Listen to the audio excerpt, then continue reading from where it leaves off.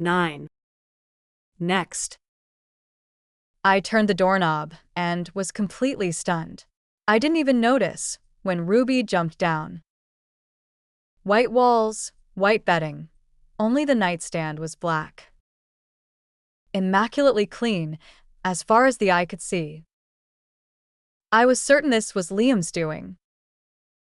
I scooped up Ruby, and we both collapsed onto the bed without a care for appearances, burying my face completely in the comforter.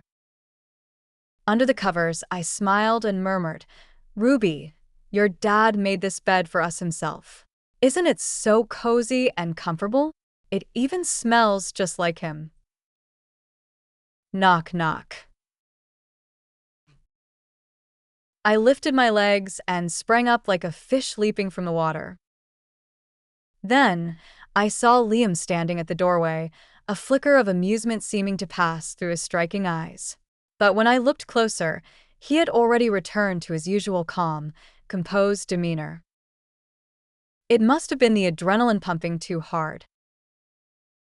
I forgot to close the door. Is something wrong? Did you remember something you need help with? I can help with anything. Liam seemed to want to say something but hesitated. Finally, 2 words slipped from his attractive, thin lips. Nothing. As Liam turned and walked away, I was completely bewildered, a strange feeling flickering in my heart. This time, as we said goodbye, I had a vague sense that something was off about him. But before I could figure out what exactly was wrong, Liam had already closed the door behind him. I am ready to review and localize your English text. Please provide the text you would like me to check. Maybe I was overthinking it. That night, I held Ruby close and we tumbled around wildly on the bed. I don't even remember how I finally fell asleep.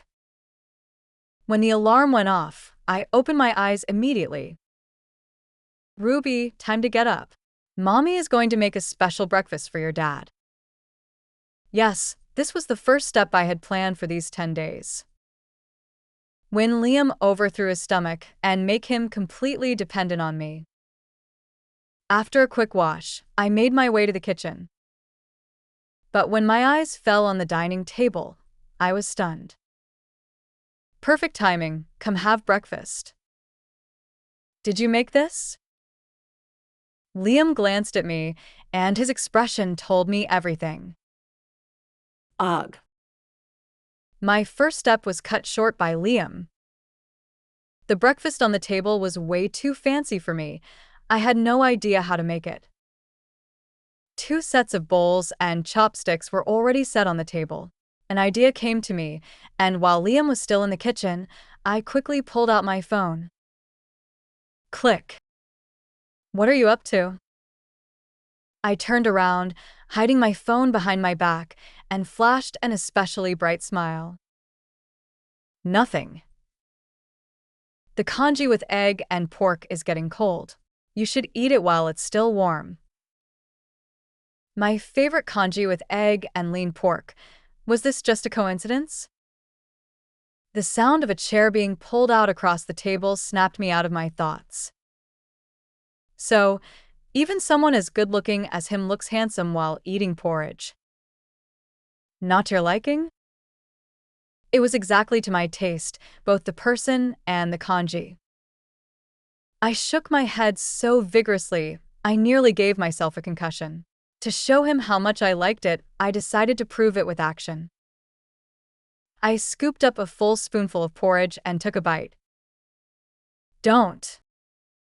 His warning came a little too late. The scalding heat nearly made me spit out the entire mouthful, but since Liam was sitting right across from me, I forced myself to swallow it. "Drink some cold water, quick." He handed me a glass, and without thinking, I took it. Only afterward did I realize it was the same glass he had just been drinking from. "Mom, I made it." Liam and I just shared an indirect kiss.